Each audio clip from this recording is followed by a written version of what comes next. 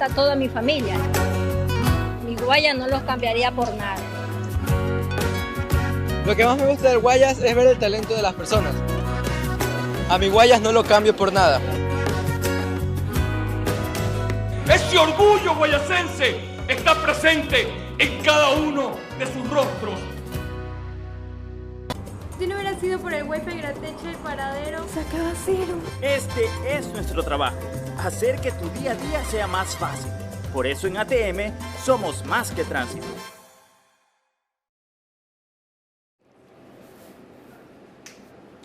Bienvenidos todos, muy buenos días, ¿cómo están? Yo soy Anderson Boscán, esto es Café La Posta, un espacio para revisar la coyuntura política en la actualidad nacional. Hoy es lunes 16 de diciembre del año del Señor 2019. Agradecimiento especial a quienes se conectan ya a la señal de La Posta y a quienes hacen posible que nos encontremos aquí cada mañana. Lo cito de memoria, pero con cariño: el gobierno del Guayas, la ATM de Guayaquil, de Seguro Sucre, que son el club de marcas que apoya el periodismo independiente, Melate, que es nuestra casa en la ciudad capital, Six Rentacar, que permite que nos movilicemos con comodidad y seguridad por Quito y Guayaquil. Y para de contar, revisado ya los acuerdos comerciales, hacemos una revisión de los hechos. Esto es En Caliente.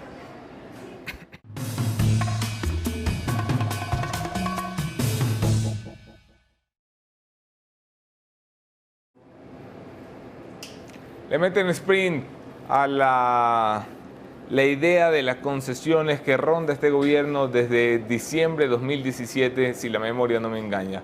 Una idea que inició Santiago Cuesta, que se diluyó ante las críticas y el tiempo, y que vuelve a posicionarse en el gobierno nacional como una de las pocas opciones para parar la olla en 2020. El ministro de Energía, el superministro de Energía, José Augusto Briones, ha asegurado que para 2020 tendremos noticias en cuanto a las concesiones que refieren a su área. Se trabaja también en CNT, se trabaja también en Seguro Sucre. El Estado está vuelto loco por ver de dónde sale el dinero. Las concesiones se muestran como una de las vías posibles.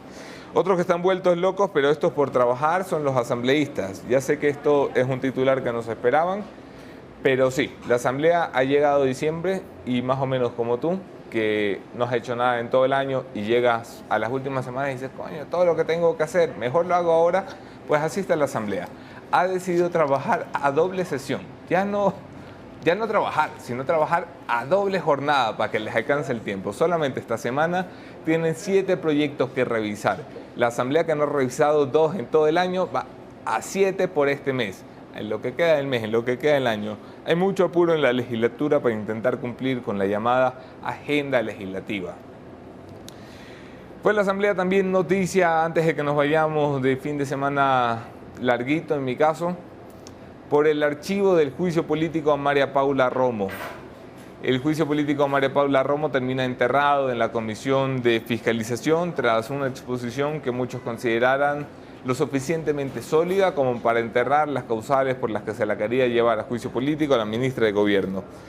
Esto no implica que esté salvada. Ya ha advertido Roberto Gómez, que era uno de los interpelantes, que ha presentado un segundo juicio político, que está por presentarlo, que está reuniendo las firmas y que la pelea es de resistencia y no de velocidad.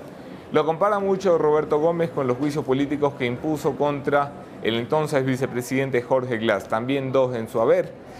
Finalmente no terminó cayendo por juicio político, sino por un juicio en el sistema judicial que le terminó quitando el cargo de vicepresidente de la República. Hacia allá apunta Roberto Gómez. Veamos qué tanta fuerza puede agarrar o qué tan solo se queda. Y hablando de gente que pierde sus cargos, el Consejo Provincial de Pichincha ha asegurado que la prefecta Paola Pavón no perderá su cargo mientras no se demuestre su culpabilidad o se ratifique su inocencia, lo que suceda primero en nuestro sistema judicial. Porque recordarán ustedes que ya tiene más de 60 días presa.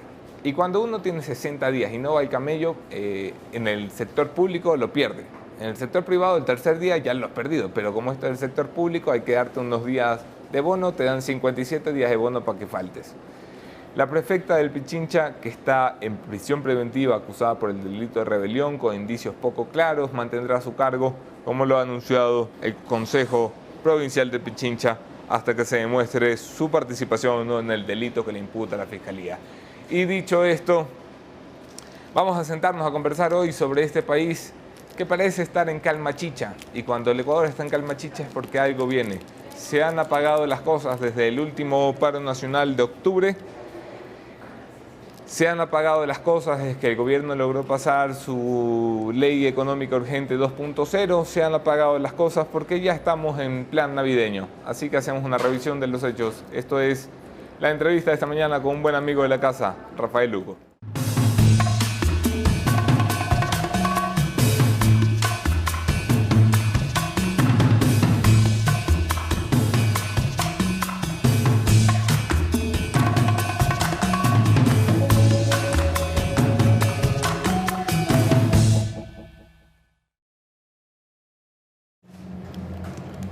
Endulzamos el café para no ser amargados porque detrás de cada uno de estos sobrecitos de azúcar Valdez se esconden 180.000 plazas de empleo, es decir, 180.000 familias que dependen de la actividad. Yo soy Anderson Boján en todas las redes, podemos seguir allí la conversación. Un abrazo especial a quienes comparten nuestros contenidos, los quiero más que si no los comparten. Bienvenido, Rafael. ¿Cómo estás? Buenos días, gracias. Me gusta reunirme contigo de cuando en cuando a conversar, señor. Hace tiempo que no vienes, pues. ¿En qué te andabas? Sembrando arupos. Sembrando arupos. ¿Qué tal te ha ido? Me fue muy bien, nos fue muy bien. A mí me gusta mucho esa iniciativa. Fue una actividad de la que no tengo queja. Solamente gratitud por todo lado. Por todo lado. Pero cuéntanos un poco, además de cómo te sientes y tus sentimientos, querido diario, cuéntanos un poco en qué ha resultado. ¿En qué resultó? Hace 2 días, el sábado, logramos sembrar casi todo lo que teníamos previsto sembrar. ¿Cuánto era? Eran 1.000 árboles, 500 arupos y 500 árboles de 20 especies nativas distintas. Hubo sectores un poco anegados todavía por las lluvias, en los que no pudimos sembrar, y una partecita que todavía necesitamos que se desocupe de un campamento que está ahí, de unas obras del EMOP. ¿Y cuántos voluntarios llegaron?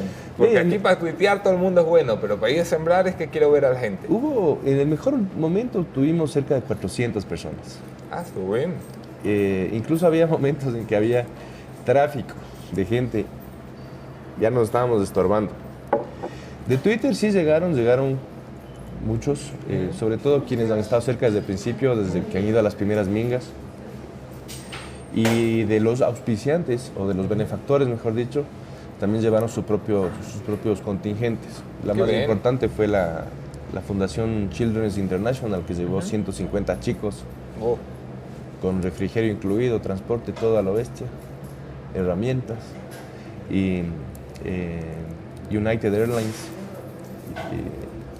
Uribe Schwarzkopf, y fueron los de mayor presencia, ¿no? ¿Y por qué te metes a estas vainas, Rafael? Buena pregunta. Me lo he preguntado varias veces porque no es un tema que al final resulta muy fácil, porque es una responsabilidad en la que te metes, ¿no? Por supuesto. Si no, tú sabes que a mí me gustan los árboles, me gusta. Quisiera que Quito tenga más árboles. O sea, que te dejamos en Guayaquil una semana y te echas a llorar, hermano. O sea, una de las razones por las cuales a mí nunca me gustó el proyecto de Nebo de la madera, y desde antes, desde Félix Cordero, cómo talaban ceibos para sembrar palmeras, ¿no? Pero otra cosa que yo creo es que no todo tiene que estar a cargo de las autoridades, sino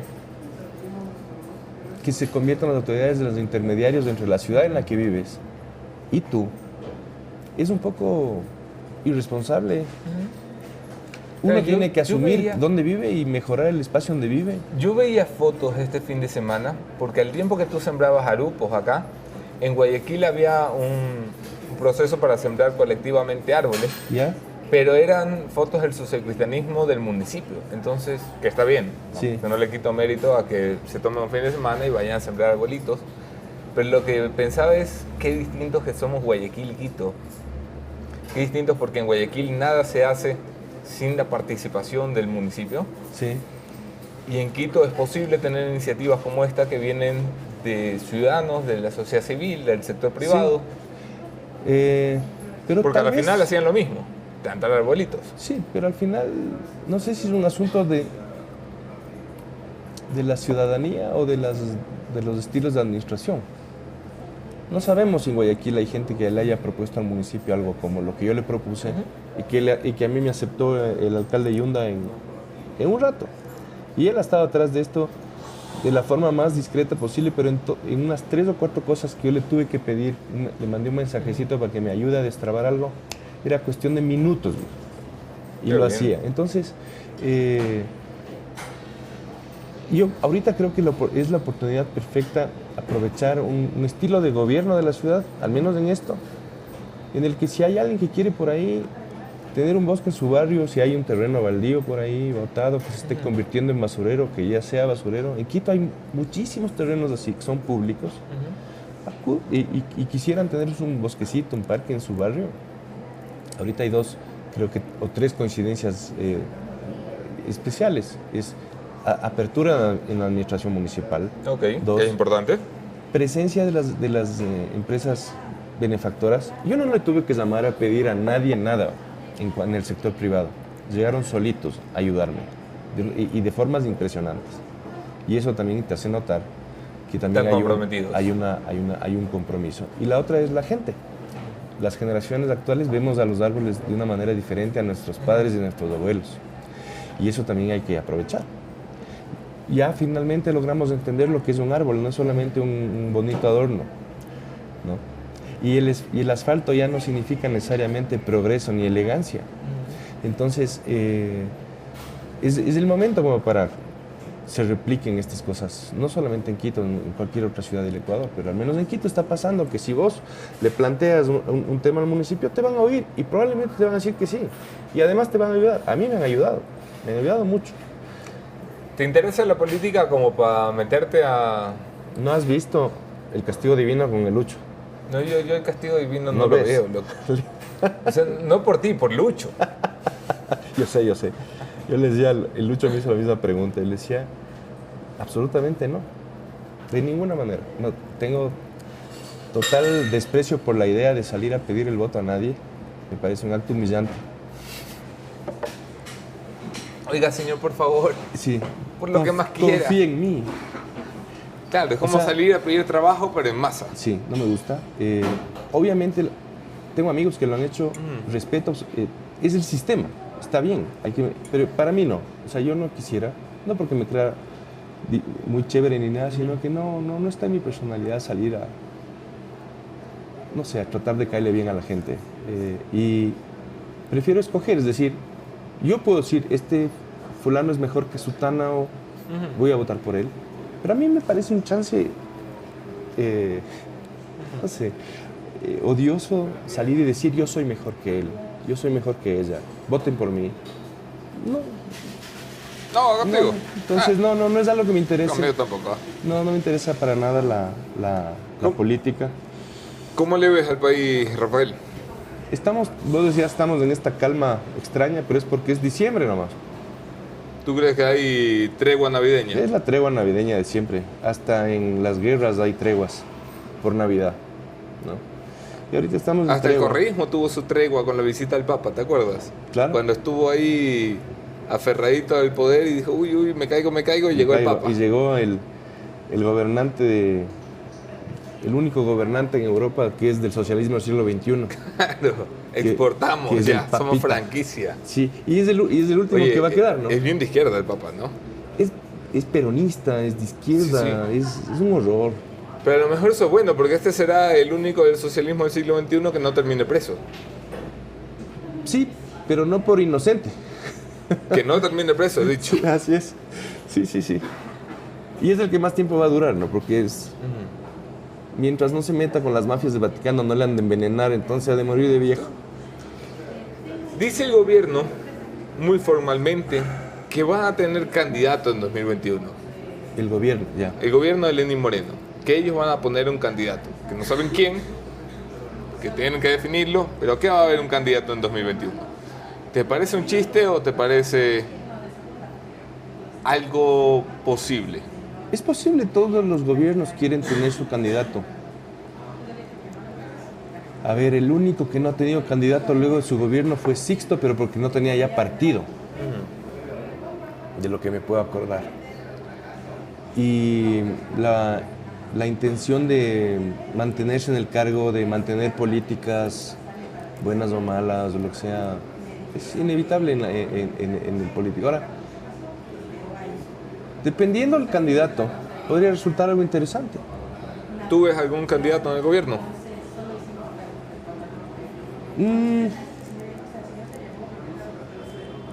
Que se haya manifestado expresamente, ¿no?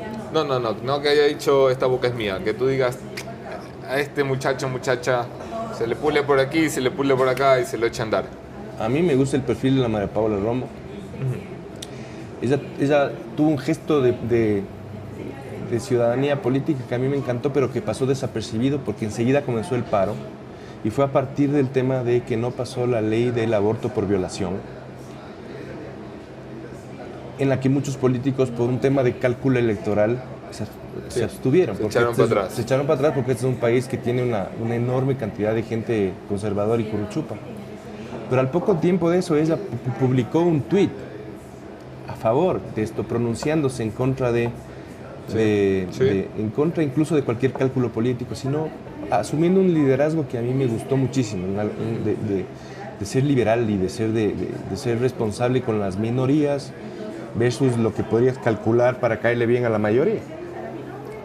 Y yo estaba encantado con eso porque además se anticipó, lo dijo antes que cualquier miembro del gobierno y todo. Y dije, pucha, puntazo. Se anotó un puntazo para mí. Pero luego enseguida vino el paro y la situación, vos sabes, sí, nos cambiamos de película. Me han contado. ¿No? Entonces, eso pasó desapercibido, pero para mí fue importantísimo. Yo creo que es el tipo de político que sí necesitamos, como el Fabricio Villamar, también que no está en el gobierno, pero digamos, pero que es esa clase de político que ¿No perdió no mucho calcula. María Paula durante el paro? No. Verás, yo no sé dónde señalar la mitad del país, pero hay una mitad que estaba con ella en lo que ella estaba haciendo, que creía necesario, que creía adecuado, que creía urgente lo que ella hacía, y había otro pedazo del país que sostenía que no tenían que hacerlo. Yo le he dicho a María ¿Y ahora Paula cómo que ha estado en podemos esta saber? silla y le he dicho, yo nunca había visto a un ministro de gobierno recibiendo palo por ser el Suave. artífice de una represión y por ser un blandengue sin pantalones. Exactamente. Nunca. O sea, o le das por uno o le das por otro. ¿Verdad? No le puedes dar por andar reprimiendo y por Sí. andar permitiendo. Pero al final del día, al final del proceso de las marchas y del intento de golpe de Estado, la gente ya llegó a entender. Los que estábamos a favor de sostener el Estado de Derecho, estábamos con ella. Y los que estaban, no sé, pues en contra o lo que sea, o con algún interés, o no sé, o que tienen unas prioridades distintas en su vida, estaban en su contra. Pero al final, y esto se va a terminar esclareciendo, a ver si yo me equivoco o si otros se equivocan, veremos si es que hubo algún acto reñido con la ley por parte de ella en lo que pasó. Obviamente hubo violencia y obviamente hubo muertos, eso no se niega, pero las responsabilidades hay que establecerlas exactamente, ¿no? Además, el derecho penal es personalísimo, ¿no? Por supuesto. O sea, que eso es lo bonito del derecho. El que haya apretado el gatillo o el que haya dado la orden para que se apriete el gatillo, que responda. Exactamente. Entonces, eso se sabrá pronto. Pero al final, como te digo, en una situación tan polarizada, tan violenta como la que vivimos, incluso contra mi voluntad ya estábamos en dos. Yo tenía que escoger una orilla. Y mi orilla fue la orilla con la acción de la María Paula o del gobierno para sostener el Estado de Derecho. Yo no voté por Lenin, ¿no? Ni de ninguna manera, ni soy su ¿Te fan. parece un buen gobierno el de Lenin? Es regular, pero Regular pero tres lo que cuartos, sí regular soy para abajo. un defensor es del Estado de Derecho. Miren, cuando en una época pedían a los militares que se lo voten a Correa, yo estaba absolutamente en contra. Sí, Entonces, y claro, me decían correísta, claro. por eso. Y ahora Ahora eres morenista. Ahora soy morenista o comedor de Nutella en las shiris, pero de todas maneras, al final del día lo poco que tenemos para seguir un poco tratando de intentar ser un país es el Estado de Derecho, pues señor. Y no correspondía de ninguna manera aceptar que venga una turba contaminada con todos los delitos posibles a tumbarse el gobierno para poder de alguna manera asegurarse de la impunidad que parece que se le está yendo a las manos. Vamos a hablar de Estado de Derecho largo. No quiero pasar sobre las opciones del gobierno. ¿Qué hay de Otto? A ver, Otto Sonnenholzner. Otto tiene... Que mira, que si ha logrado que nos aprendamos su apellido es que el tipo tiene magia. Te voy a decir algo con absoluto respeto para él. Él se expresa muy bien, ¿no es cierto? Y estamos tan mal que cuando finalmente aparece, o cuando aparece una persona que articula, se vuelve nuestro ídolo. Ya con que ponga sujeto, verbo y predicado, Sí, no dice, "Uy, wow, este sabe". ¿Ya? Pero eso es lo que yo sé de él, que se expresa bien, no sé nada más. No sé qué tan bien sea como administrador público, ¿no? Entonces yo porque se exprese bien no me voy a decantar por él. Aunque probablemente sea un gran administrador público. Pero ahorita lo que yo sé de él es que habla claro, por supuesto, tiene simpatía, tipo que parece light, lo que tú quieras. Pero eso es lo que yo sé de él, nada más. No se ha mojado, dices tú. No, pues. Es que no puede ser que volvamos a caer otra vez o que sigamos siempre cayendo en la retórica. Habla bonito. Sí. Sí, sí. Una encuesta de Sedatos aseguraba que casi un cuarto de la población está en lo mismo que tú. No sabe qué carajos hace el vicepresidente. Ve, no sabemos qué carajos hace el vicepresidente desde 1830.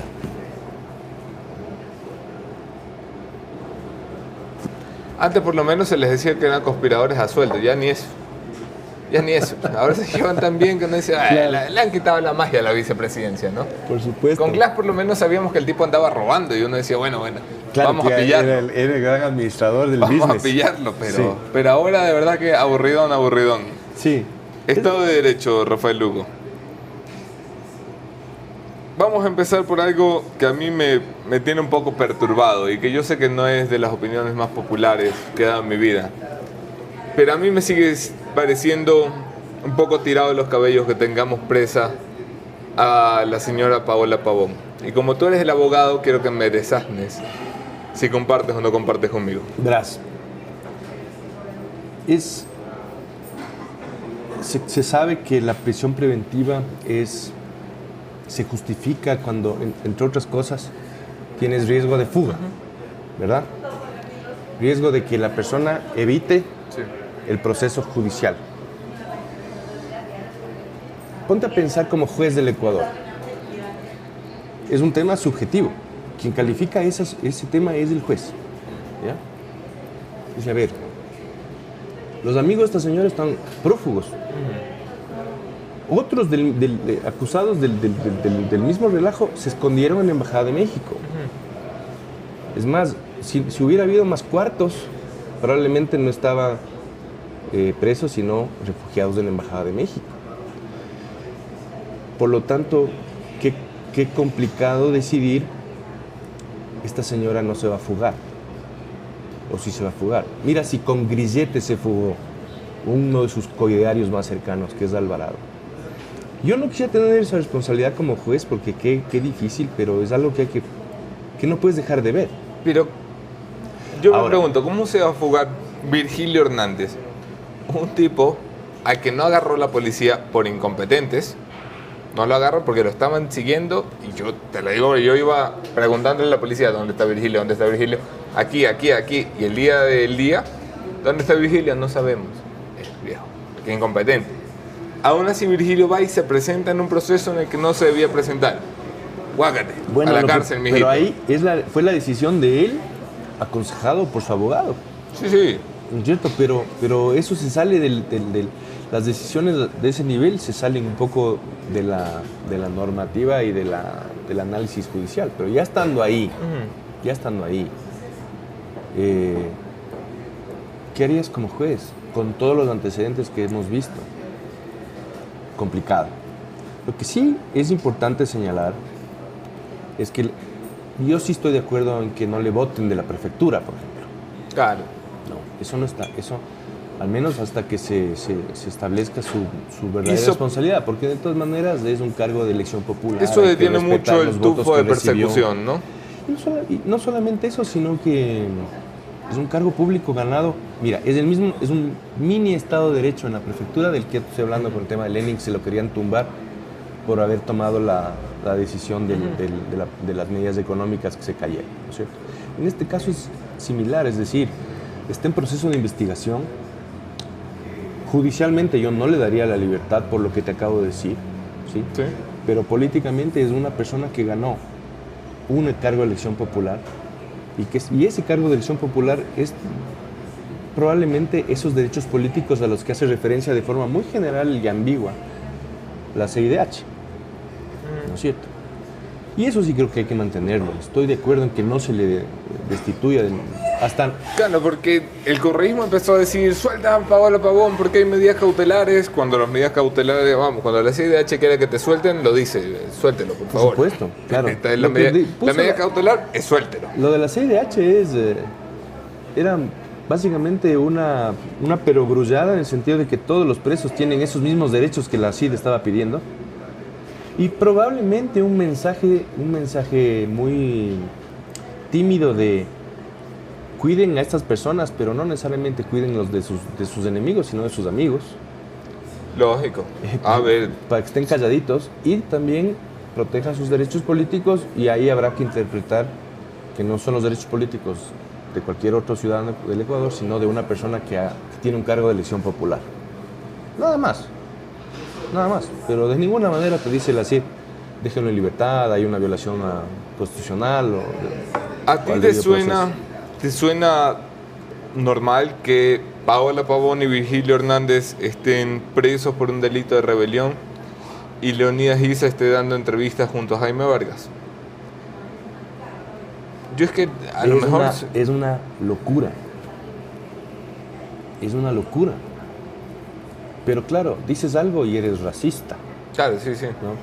Cuando les conviene tenemos el 60% de sangre indígena a todos los ecuatorianos. Estoy de acuerdo. Pero cuando no, entonces no puedes manifestarte. Somos opresores de la minoría. Si no eres indígena puro, no te puedes manifestar. Vargas es apellido europeo, Issa también, me parece. Yacu Pérez, se cambió el nombre, sí, pero sí, el apellido es de español, no es de los Pérez claro, de los Cañaris, no, sino de los Pérez de España, el hijo de Pérez, esos son claro, los Pérez. Entonces, son unos hipócritas, son como cualquier dirigente gremial. Ellos son los que se pasean y comen bien. Y sus bases son los que se joden, sus bases son las carnes de cañón para ellos, ¿no? Y al final del día, si nos ponemos a pensar, el discurso del racismo les sirve para esto, para tener una doble calidad jurídica. No les puede hacer nada. Se tomaron la asamblea, no les puede hacer nada. Fueron parte de la rebelión, no les puede hacer nada. O mejor dicho, no les haces nada, porque pobrecitos. Y esa es una de las razones por las cuales este país no logra prosperar, porque no tenemos Estado de Derecho, no entendemos lo que es la igualdad ante la ley. Seguimos moviéndonos en el discurso, ¿no? Y en el racismo de ida y vuelta. De ida y vuelta. Entonces... ¿Qué papel juega allí la Fiscalía General? Bueno, esos son los encargados de iniciar las acciones y las investigaciones penales. De ahí tenía que haber salido la noticia criminis, les llegó por la prensa, por la televisión, por donde sea. No necesitan un denunciante. Yo estoy haciendo una vaca para comprar una televisión y regalársela a la fiscal general para que la ponga en su despacho, porque yo sostengo que es que a lo mejor no prendía la tele durante los días del paro. Entonces no vio cuando llamaban a sublevarse el ejército, cuando secuestraron policía, cuando secuestraron periodistas. No lo vio. Este es un país muy chiquito. Y demasiadas vinculaciones, relaciones, compromisos, problemas y cálculos se tiene que hacer en todo lado. Probablemente la Fiscalía no quiso lanzar más gasolina al fuego. Claro, esa ha sido una de las justificaciones de cuánto penalista ha pasado por este espacio y le he hecho esta pregunta, me dicen que tienes que entender que esto se hace con cálculos y tiempos. Digo, o sea, es que yo de lo que entiendo poco de derecho, yo entiendo que así no funciona. Me dicen, no, sí, así funciona. Tú tienes que calcular que no se te vuelva a levantar el movimiento indígena y tener unos héroes en Vargas e Issa. Bueno, de eso es lo que saben, no yo. Y yo sí estoy de acuerdo en eso también. Pero digamos, una vez que ha pasado el tiempo suficiente, o sea, que no... Ya pasó la época en que hubiera parecido que la fiscal estaba siendo ministra de gobierno adjunta y que ella también estaba ayudando a sostener al gobierno. De acuerdo, ya pasó esa etapa. Y me parece que fue una conducta, digamos, ¿cómo es esta palabra? Prudente, responsable. Reposada, prudente, sí. Pero ya no, ya pasó el tiempo y ahí están las cosas, no han prescrito las acciones. Yo sí estoy de acuerdo en que deberían empezarse ya las acciones, ¿no? Porque, no, por donde le veas, yo he tratado de encontrarle una razón, una justificación, una causa para que esta gente no esté procesada y no la veo. Pero si secuestraron policías, secuestraron periodistas, destruyeron obra pública, propiedad privada. O sea, yo no sé, ojalá el milagro de Navidad, para los que nos importa un poquito el Estado de Derecho, se dé algo. Y estos terminen Querido procesados. Papá Noel, quiero que les ver un operativo. Inicien una acción. No el operativo, que empiecen las acciones de investigación, que les abran como yo no soy penalista, pero que les abran esta indagación. Ya pues, por supuesto. ¿Tú crees que el paro cambia mucho el tablero político? No. ¿Crees que seguimos teniendo los mismos actores políticos con las mismas posibilidades que antes de octubre? Ajá. Sí, porque aunque estén pensando algo diferente, los dirigentes de la CONAIE usualmente no obtienen los votos suficientes para elecciones, digamos, de unipersonales importantes. Y eso no va a cambiar. Incluso ya han de estar entre ellos mismos peleados. Sí. Históricamente nunca han ganado nada a nivel individual. Han tenido que siempre ser apegarse a alguien y ser utilizados y terminar mal, como les pasó con Lucio y como les pasó con Correa. Pero si vislumbra esta como la mejor elección parlamentaria que ha tenido el movimiento indígena en 30 años. ¿Se vislumbra, dice, al futuro? Sí. No creo. A ver, yo creo que se van a terminar dispersando como siempre. Por ejemplo, ¿de qué partido es Curuchumbi? Curuchumbi, creo. Yo creo. Y si tú, digamos, identificas dirigentes indígenas, vas a ver que están repartiditos. Sí, claro. No son del Pachacuti, que es el brazo político, digamos. Y creo que la CONAIE ya se inscribió como partido, yo no sé. Sigue siendo movimiento social. Sigue siendo movimiento social. Entonces, no va a cambiar. El Ecuador va a seguir siendo lo que ha sido, desde que yo me acuerdo, es un péndulo entre populismo de izquierda y populismo de derecha, y así estaremos, ¿no? Y por ahí se van agarrando estos pobres, que siempre son los tontos útiles además. Agarran unas pequeñas cotas de poder, les dan la administración del agua para que puedan extorsionar a su propia gente. Y algunas otras 4 cosas más, y fin. Y unos carguitos de elección popular, digamos, en pluripersonal, ¿no? ¿Qué opinas de la Asamblea Nacional, Rafael? Que yo conozco pocos buenos asambleístas, y tiene tal vez de lo peor que he visto en la política del Ecuador. Sí, ¿no? Yo sigo sosteniendo que debe ser la peor legislatura a la que nos hemos enfrentado. Sí, por supuesto. O sea, ni siquiera la de Gabriela Rivadeneira. Fíjate tú que ganarle a Rivadeneira en ser la peor legislatura era difícil. Es que ahí había un tema. Probablemente eran igual de ineptos, pero estaban bien controlados. No, y además tenías una oposición 37... Sí, alzaban la manito y no les notas. Pero cuando les sueltas y cada uno tiene una microparcela de poder. Tienen su microparcela, y ahí te das cuenta realmente quiénes son. Pero esta ha sido es una asamblea de última. Poquitas excepciones. Y hay que aguantarla. Verás, no puedes tú sacar perlas de una lavacara de mote. Y nuestros políticos son la expresión de nuestra sociedad.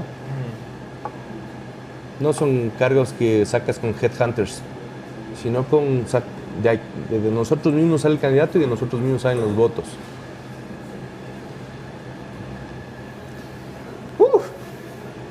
Un artículo del Diario Expreso comentaba este fin de semana sobre la unión, de hecho así titulaba Ronnie Rodríguez, me parece, mi colega del Expreso, la coincidencia coyuntural de los votos entre el socialcristianismo y el correísmo.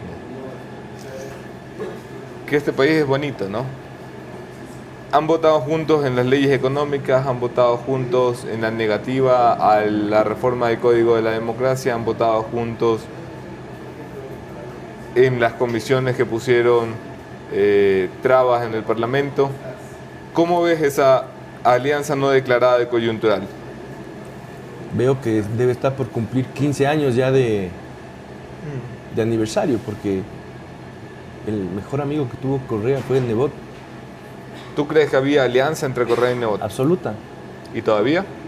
Probablemente, pero si tú te haces un poquito de memoria, si bien es cierto, Nebot armaba sus marchas y sus concentraciones en Guayaquil importantes, nunca eran cuando era realmente necesario para el país. Hombre, pero eso te iba a decir justamente, porque en Guayaquil la percepción es la de un alcalde que se la jugó contra el correísmo y que salió a la calle 3 veces y que le dijo a la ley de herencia y plusvalía, hizo el famoso plebiscito popular. ¿Ustedes quieren ley de plusvalía? No. A lo que voy es... Esa fue la última acción. Sí, sí. Pero antes, todas las anteriores, la marcha por la seguridad. Pero nunca, o sea, en la consulta popular, Nebot no dijo nada en contra, porque en el fondo estaba... A ver, no te olvides de Alexis Mera. Alexis Mera era socialcristiano, asesor de Félix Cordero, amigo de Nebot. ¿Y dónde estaba él? ¿Dónde estuvo todo el tiempo? Tenían muchas cosas en común. Muchas relaciones. Y los socialcristianos, desde que no volvieron a ganar una elección presidencial, se acostumbraron a manipular al presidente de turno y a cogobernar sin ser realmente responsables de lo que pasa. Pero ellos fueron los causantes del congelamiento cuando pusieron la ley había una ley en la que te quitaban de circulación de capitales. Sí, claro, del 1%. Del 1%. Fueron ellos. Y luego el que fue de Oreja fue Maguad. Entonces, siempre han estado ahí. Aprendieron a estar ahí. Algo así como el MPD, pero con más ínfulas y con más gente. Y entonces ahora están en lo mismo. Además, como te digo, son populistas de derecha. Los otros son populistas de izquierda. Entonces tienen muchas formas de ser y de pensar en común. Y mientras el gobierno esté débil, mejor para los socialcristianos. Que esta es la mamá de los gobiernos débiles, ¿no? Tiene 19% y según datos en su última encuesta, y ha recuperado 10 puntos, es decir, estaba en 9. Esto es, vamos, lo más bajo de lo bajo que yo he visto en un presidente ecuatoriano antes de caerse. Es increíble que siga ahí. Sí. Algo bueno debe estar haciendo, o algo habremos aprendido como ecuatorianos con respecto a eso de votar presidentes. O también tenemos muy cercano el pasado con respecto al correísmo, y para muchos, y probablemente con razón, si es que Moreno se cae, quien sube es Correa, de alguna manera. Entonces muy pocos están de acuerdo en que eso pase, ¿no? Eso ha llevado incluso, yo creo que es ese temor natural a que si cae uno suba el otro, el que ha llevado a otra alianza insospechada, que es esta sí pública, firmada en un documento, pero igual de inusual, en la que figuran Creo y el partido de gobierno. Creo, para aclarar, para quien no tiene memoria, el partido que decía que Alianza País le había robado en las elecciones, Guillermo Lazo, el señor que se refería al presidente de la República como licenciado Moreno. Verás, había un político de apellido Córdoba en el Ecuador que decía: en política se puede tostar granizo, o se ve tostar granizo, ¿no? Ahora, creo que Lazo ha jugado un papel importante en la estabilidad, tal vez. Sí, se la jugó. Y eso creo que hay que agradecerle. Creo que Lazo es mucho mejor, muchísimo mejor que sus asambleístas. afiliados a Creo. Mucho mejor. Y creo que él ha sido, tal vez, ha jugado un rol responsable, tal vez, un rol rescatable. Porque creo que él ha sostenido el gobierno, no por ayudarle a Moreno, ni porque se volvió amigo de Moreno, sino porque creo que tal vez sí llega a entender la importancia de la estabilidad, ¿no? Del Estado de Derecho y todo eso. Entonces, sí, como te digo, llama la atención, pero si analizas la consecuencia, tal vez es más buena que mala. ¿Tú crees que la gente valora esto? O sea, me explico mejor. Si Lasso ha demostrado una convicción democrática importante, como yo creo la ha demostrado, ¿por qué en las encuestas todos los políticos, incluyendo él, son castigados? Bueno, él ya tiene suficiente, es que él ya no es outsider. Él ya tiene suficiente tiempo en la política, ya ha sido candidato dos veces. Ya tiene partido propio, ya tiene asambleístas, ya tiene alianza con el gobierno, tiene concejales, etcétera. Entonces, ya es un político. Entonces, esa aureola que pudo tener al inicio de outsider, de diferente y lo que sea, chico nuevo, ya no la tiene. Y no digo que sea bueno o malo, simplemente digo probablemente esa sea la causa por la cual a él ya está en la percepción de la gente, en el saco de los políticos. Todas las encuestas dicen que el favorito para el 2021 es el señor Ninguno y que eso abre las puertas de par en par para un outsider, de izquierda o de derecha, da igual, alguien nuevo, alguien fresco. ¿No te da miedo eso? O sea, a mí me da miedo las elecciones. Yo ya me acostumbré a pagar multa ya, porque yo había veces que no salía de la cama los domingos de elecciones. Porque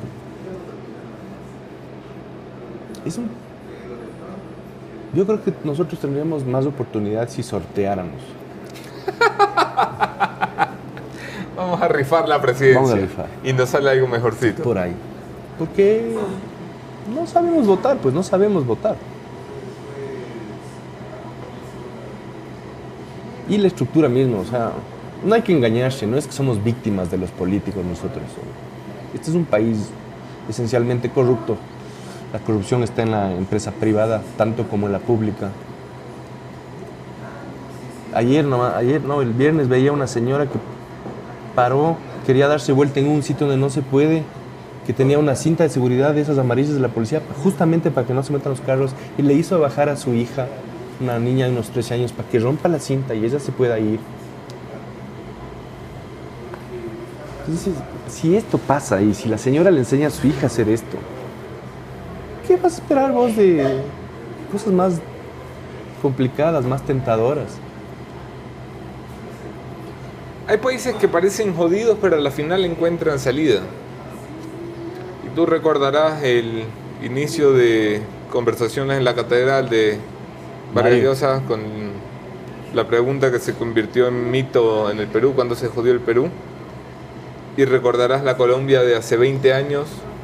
Y pongo estos dos porque están aquí al lado, podría poner otros, mucho más extremos. Estos no son Suiza, no son paraísos, pero son países que lograron en 20 años dar un pasito más allá, crear instituciones, al punto que tienen 5 expresidentes presos en Perú, al punto que Colombia ha logrado desarmar el conflicto armado de mayor historia en el continente, se institucionalizaron.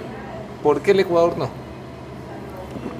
Yo creo que porque no hemos sufrido lo suficiente.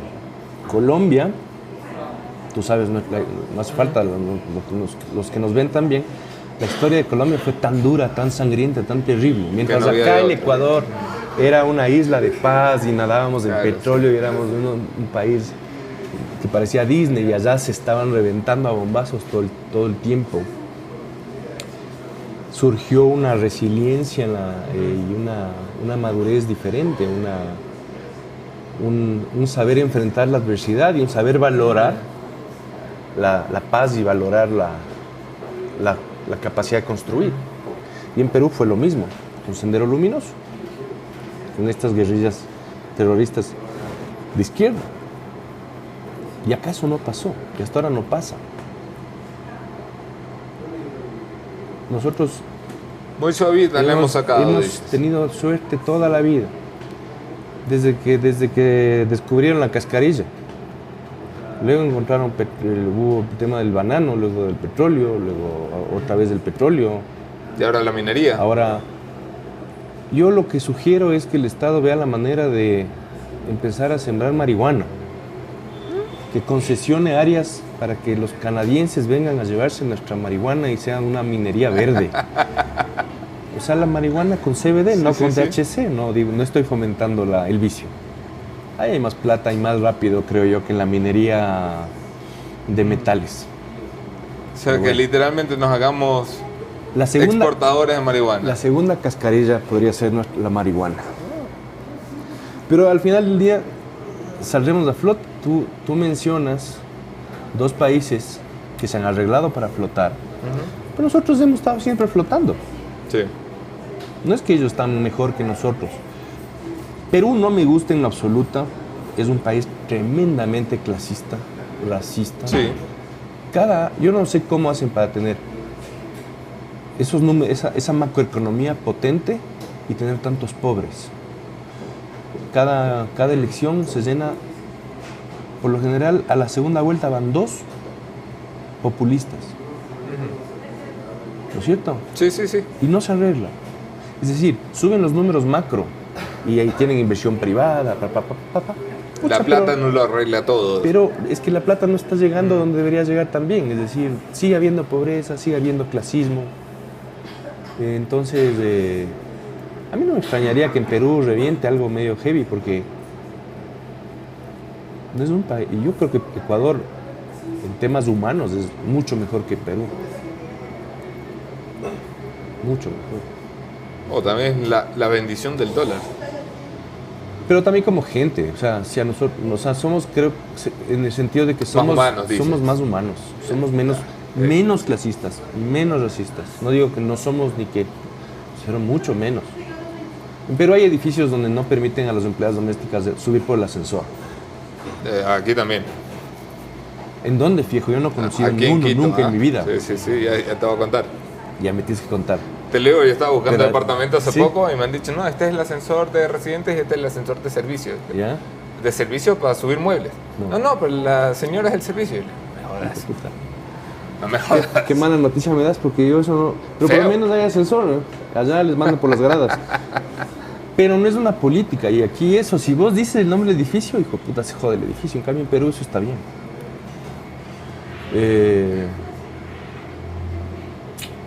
No sé, y ahorita ya perdí el hilo de lo que estábamos hablando. Bueno, estábamos quejándonos del Ecuador, que es al final para lo que sirve este programa. Terminamos en la recta final, Rafael Lugo.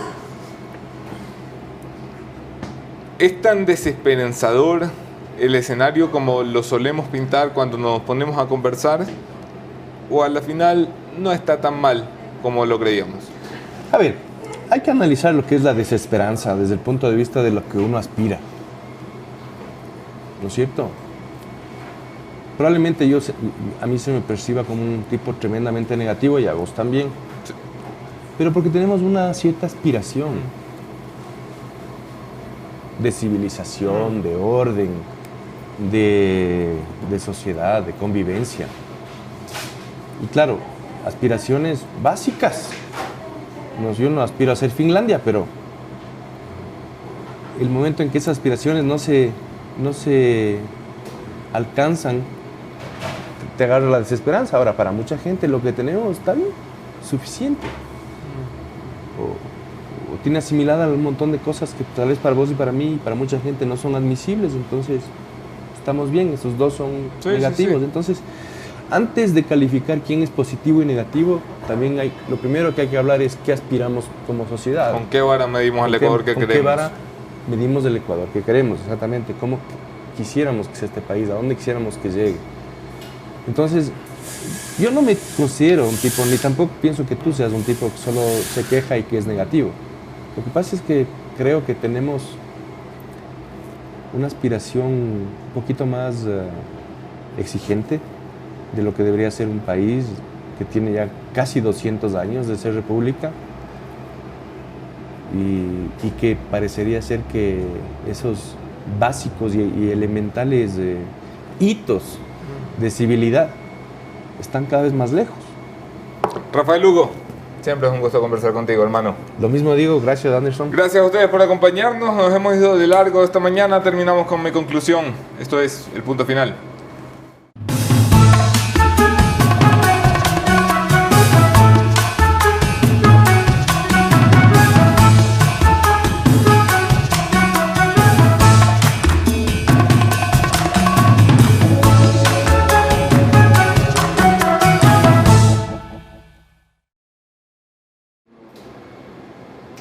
Me he preguntado largamente durante los últimos días, después de conocer los últimos números y las últimas encuestas, ¿cómo es que el gobierno más popular desde el retorno a la democracia, como lo era el gobierno de Moreno a finales del 17, con más del 77% de aprobación, termina convirtiéndose en el gobierno más impopular desde el retorno a la democracia, rompiendo un doble récord del que no debería sentirse orgulloso? Tras haber caído al 9%, entre el 9 y el 20% según la encuesta que uno mire. ¿Cómo es que sucede esto? Y entonces recuerda uno cuáles son las promesas del gobierno. Y la gran promesa que llevó el gobierno a tener índices de aprobación importantes no era precisamente matar al correísmo, era volver a este país a la reinstitucionalización democrática, que fueron las palabras escogidas por el presidente de la República. Y entonces comenzó una ardua tarea, una dura tarea por devolverle a este país instituciones que no respondieran a cualquier mequetrefe. Y yo creo que lo logramos, que ya no tenemos a cualquier mequetrefe al frente de las instituciones importantes. El problema es que con el tiempo nos hemos dado cuenta que esas instituciones ya no tienen mequetrefes, pero siguen siendo instituciones de papel. El problema es que a la final nos damos cuenta que aunque no tengamos a Juan Pablo Pozo en el CNE no funciona y demora 70 días para dar el resultado de una de las 7 provincias más importantes del país y no pueden ponerse de acuerdo 5 pelagatos en lo que se va a decidir, porque son más importantes las parcelas de poder que defienden que los intereses de los ecuatorianos. El problema es que ya no tenemos a la Gaby Rivadeneira en la asamblea, pero tenemos a una manada de hambrientos que a cambio de votos solicitan prebendas, que para nadie es un secreto que en los pasillos de la asamblea se habla de las eléctricas y se habla de los hospitales como antes se hablaba de los maletines. El problema es que tenemos una justicia que ya nadie sabe a quién responde, que a lo mejor responde a las cuotas que se han fijado nuevamente en el sistema judicial. El problema es que tenemos una fiscalía que ya no es Galo Chiriboga, ni de lejos. Pero tampoco es una fiscalía que funciona sin cálculo político, como lo han demostrado los últimos y selectivos acontecimientos que ha liderado la fiscal general. El problema es que nuestras instituciones no estaban entrampadas por quien las dirigía, sino por cómo están compuestas. Y mientras no arreglemos ese problema de fondo, mientras el gobierno de la reinstitucionalización democrática no arregle ese problema de fondo, por lo que se lo va a medir es por lo que peor hace, el desempeño económico. Eso explica mucho de por qué un gobierno popular se convierte en el patito feo de los gobiernos desde el retorno a la democracia. Todavía hay tiempo de arreglarlo, solamente hay que trabajar.